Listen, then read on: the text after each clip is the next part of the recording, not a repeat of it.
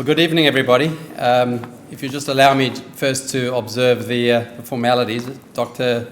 Leonid Petrov, you did me the courtesy of pronouncing Loewensohn properly, Head of Postgraduate Studies, Professor Kevin Tickle, Professor ICMS CEO and President, Professor Leonard Webster, Deputy Vice Chancellor of Academic Operations, ICMS Heads of Schools, postgraduate program lecturers and tutors, all of you, the Academic Learning Centre staff members, the industry staff training members, and of course the students, all of you, and in particular the graduating students or about to graduate students. It's a great pleasure to be here this evening and to share this celebratory dinner with you. And I've only actually met, do you mind if I call you Leonid? This evening, and to all of you here, and as Leonard mentioned, I've known Daryl Courtney O'Connor for over 25 years. I've had a very long association with this college, very proudly, and what I can tell is what a special place it is and how lucky you are to have these people looking after you and guiding you through your course, and the real love that Leonard has shown for you in getting you through your course and actually organising this evening. I think congratulations to you. Well done to all of you. And congratulations to all of you who are about to complete your Masters, and congratulations to all of you who have even gotten into this course in the first place. It's an outstanding achievement in its own right. For me, I'm proud to say that in addition to my long association with the college, I also have a daughter here who left her university to come here. She decided this is what she wanted to do with her career. And amongst other things, one of the great opportunities that she's had, and she's already experienced during her short time here, is the ability to meet with people and associate with people from all over the world. So it's fantastic to see students graduating, and forgive me if I miss some of the countries, but I think you're coming from Vietnam, from Brazil, from France, from Japan, from Argentina, and of course from Australia. If I've missed anywhere, please tell me. And thank you, Leonard, for the kind introduction and for talking about my over 30 years in investment banking. And the other qualification that I have is almost 25 years as a parent of 4 children. So those two things qualify me well to speak to you tonight.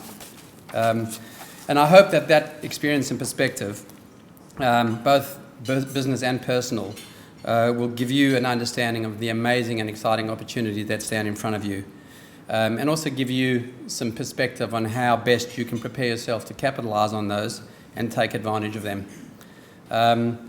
You are already special if you get into a master's course, and you're obviously already very special if you're about to graduate. And you need to never forget that, because one of the things that people always feel is that there are people out there who know more than them, better than them. So let's start with accepting that you're very special already. So hopefully by the end of tonight, or by the end of my speech anyhow, maybe others will give you the same feeling, you'll have a strong sense of passion and desire about how you can go ahead and achieve your dreams and goals, and how best to deal with adversity, because it's not all smooth sailing. And Leonard alluded to that, and I've certainly got some personal experience that I can share on that. So a little bit of a perspective on me. When I finished my university, I went to the University of New South Wales. I just almost drifted into chartered accounting. I worked for one of the big, in those days, big 8 chartered accounting firms, and that was a bit of an extension of my university. Me and a whole lot of friends, we just did that. That was sort of almost the way it was. And I didn't have really a good idea of what I wanted to do. I just knew this was a good next step in my career. So 2 things that came out of that for me, and which I think are very important for you. It doesn't matter. It doesn't matter if you don't know what you want to do today. I guarantee you what you do first will not be where you finish up. Right? The second thing is, you will develop a passion. You don't know it yet. Some of you might have that passion, but you will develop a passion for something that really interests you, something that you want to do. And you will learn that when you're out there. You'll learn that much better when you're out there than here. All that a college like this, a good college like this, can give you is widest range of ideas and thoughts, and as Professor Webster said, how to ask the right questions. but when you get out there, that's when you'll start to learn about what are the things that actually interest you and you love. I won't go into every detail of every part of my investment banking career. And I know you call him Petrov, right? As Petrov says, or Leonid says, I worked for some of the big global banks. I worked for JP Morgan, I worked for UBS, and obviously have my own boutique, and I worked for a period for Babcock & Brown. The relevant thing about that is that I've had an incredibly, I've been very lucky to experience a wide range of opportunities, a wide range of businesses, of people, of industries, of good experiences, of bad experiences. And so through that process, I've had unbelievable visibility as to the kinds of things that you're likely to experience out there. And one of the things that keeps me going and keeps me passionate about it is the variety and the ongoing learning that I get every single day from my business. So as Leonard said, we buy and sell companies, we advise on corporate and financial strategy, we help people to raise capital. We do venture capital now, which is an incredibly exciting area, which I'm sure a lot of you are seeing, and I'll talk about some of those things in a minute. And I've seen some good times and I've seen some bad times, not only for me, but for a lot of my clients. And I've seen how people behave during those periods. And that's the most important thing that you can learn out of this is once you go down the path of working and building your careers and following your dreams is the way you behave and the way you conduct yourself. And if you do that well, with the base that you've got here from this course, I promise you will be successful. So some of the examples of some of the things that I've worked on, I'm trying to pick on some of the more recent ones and some names that you might recognize. We recently bought a company called Noni B, which is a women's fashion retailer. We floated a company called MYOB, which for many of you might recognize as the premium general ledger package in this country, now overtaken by another company called Xero. I sold Hamilton Island to Bob Oatley, who's the Rosemont Wines guy, and who keeps winning the Sydney to Hobart. I helped BHP merge with Billiton to become the biggest global resource company in the world. And then Babcock & Brown, which Leonard mentioned earlier, was one of my clients in the financial services area for almost 20 years. I helped them list on the stock exchange in about 2004, and then I joined them in 2005. Probably throughout the good times, the excitement of putting deals together, of seeing financial profitability come out of that, of seeing stakeholders win out of that, was what drove me. During the early days of my period in Babcock & Brown, for the first time in my life, I was actually the client. I was actually on the other side of the table. I was getting all these investment banks to work for me to some extent. I quite enjoyed that. But then, as Leonard referred to earlier, the global financial crisis came, and it ultimately caused the company to collapse. It was a whole host of things that caused that. Too much debt, too much complexity, liquidity problems, things that didn't uniquely affect Babcock & Brown, but in fact a lot of banks and financial institutions around the world. But it certainly taught me a lot about how people deal in adversity, both as a team member and also in terms of how to solve and address problems and identify them and prioritise. And believe me, people are not very good at that, and we weren't either. Now let me tell you, let's give you a little bit of context as why I think you're so lucky. And in fact, why I think to myself, and as I said, I've got 4 children, if I had a sort of one wish as to what I'd probably like to do, I'd like to come back in my next life as one of my kids, right? Because they have the most unbelievable lifestyle, they have the most unbelievable opportunities, and I'd like to give you some reasons as to why I believe that. So the first thing that you need to remember is to never believe that you've missed it, that it's too late. I thought that when I started 30 years ago. And I want you to remember this speech in 5 years' time, that there will be a whole lot of other success stories that you can't talk about today. So some little facts that might interest you, and you may not have as clear a perspective as I have, only because I just wrote this speech, mind you. Facebook was only founded in 2004. The Apple iPhone was first released in 2008. It's not even 10 years old. Close to home, Bellamy's, which is the infant formula business, which is making a huge success in China now, was only founded in 2003. For all of you, I know, use Instagram every other day. Instagram was only founded in 2010, and it was sold almost only about 18 or 2 years later to Facebook for well over $2 billion. Uber, which you guys all use to get around, was founded in 2009. Airbnb, which is very relevant to your industry, or to the tourism industry, was only founded in 2008. And back home in Australia here, Menulog, which was just sold to some overseas private equity interests, was only founded in 2006.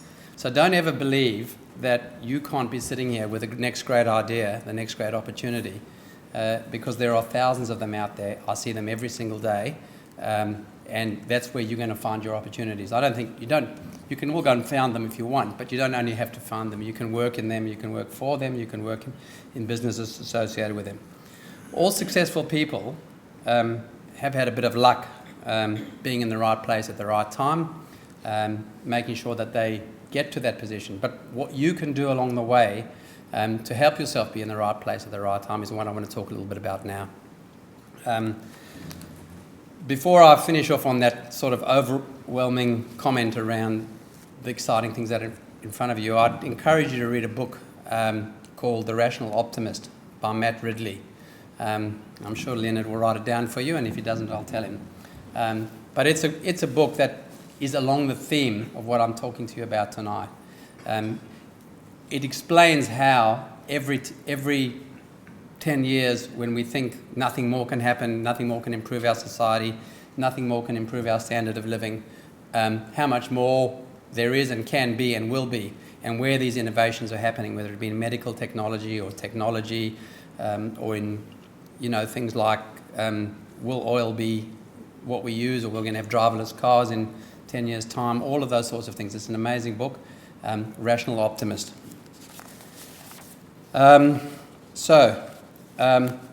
If we accept that these opportunities are out there, then the trick is how to find them and how to capitalize them, and also how to deal with adversity when it comes your way.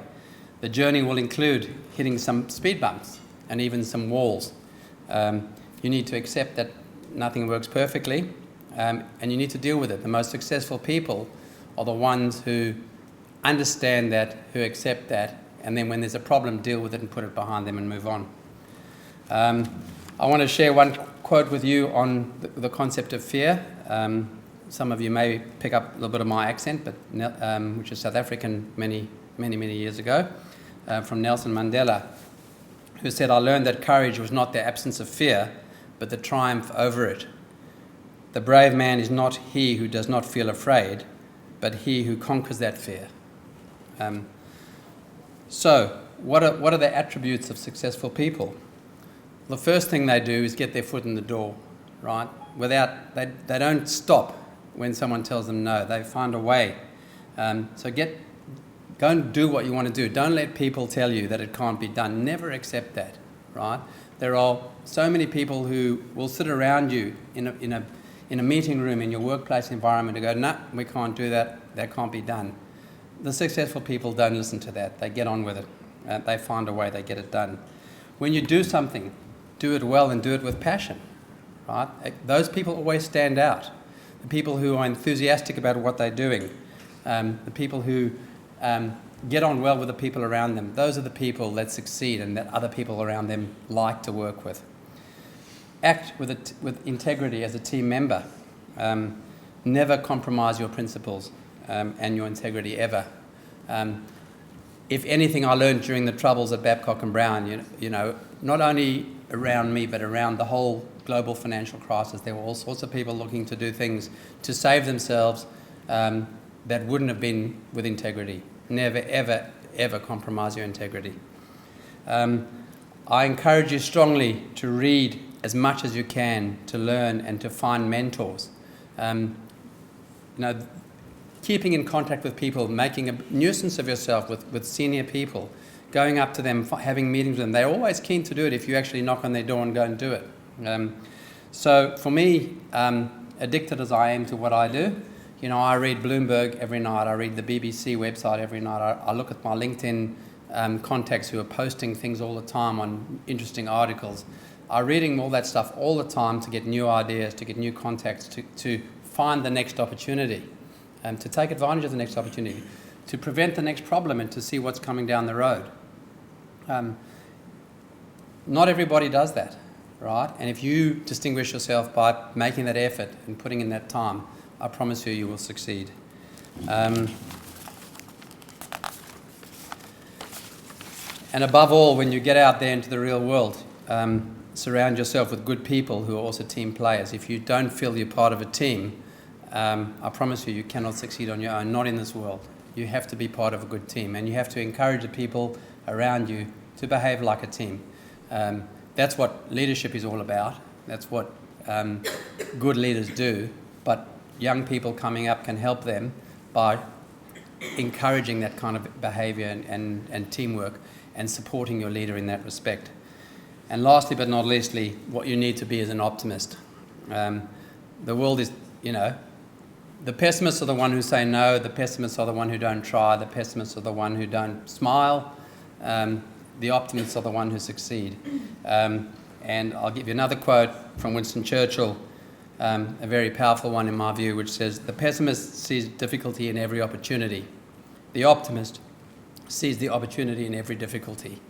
Now, in my business, we spend every single day looking at problems and looking at problems and going, how can we profit from that? How can we go and help somebody? How can we turn that into an opportunity for ourselves? That's what you've got to do to be successful. Now, what shouldn't you do? There's a bunch of things that you definitely shouldn't do. Don't believe the stories. Don't believe that people out there are better than you, that they're quicker than you, that they're smarter than you. Don't assume that they've done it in a short space of time. As Sam Walton, the founder of Walton's, has famously said, it took me 30 years to be an overnight success, right? So you often read these stories and you hear, that someone's just done this and you think, oh, it came without pain and it came without any suffering. I promise you it didn't, right? Every now and again someone hits the jackpot in a very short space of time, but most of the time they've worked very hard, they've suffered a lot of, they made a lot of sacrifices, they've hit a lot of obstacles, but they've triumphed over those because of the do's that I talked about earlier. Don't be greedy. Greed is the biggest killer of all. Wanting more, striving for more, overreaching yourself, because I think that is the one failing that successful people will have, which often leads to their undoing. And don't make enemies. Even if someone does something wrong to you, just don't make enemies. You never know when that person comes across in your life somewhere else, and it doesn't help you. Don't make enemies. And don't forget work-life balance, right? Friends and family. If I had a regret, it's probably that I worked too hard for too long. I enjoyed it, but it did come at a cost, and you should never forget that, because that's the most important part of your life. As Jack Welch, and those of you who don't know Jack Welch, he's the GE guy, said, no one ever lay on their deathbed saying, I wish I'd spent more time in the office. So to conclude, what I'd say is you're already winners sitting here tonight. Whether you are graduating or still doing your masters, you have proven that you are and can be a winner. Not saying it isn't tough out there, because it is. And, I'm not saying you won't face some adversity along the way, because you will. But there are 1,000 or perhaps even 1,000,000 reasons why, if you think about it, make a plan and act on it, that your world will be filled with massive and wonderful opportunity. And to finish with one more quote, you'll have to attribute this one to me because I couldn't find who said it, right? Good things come to people who wait, but better things come to those who go out and get them. So you guys, take what you've learned at this wonderful college and go out and make it happen. Thank you.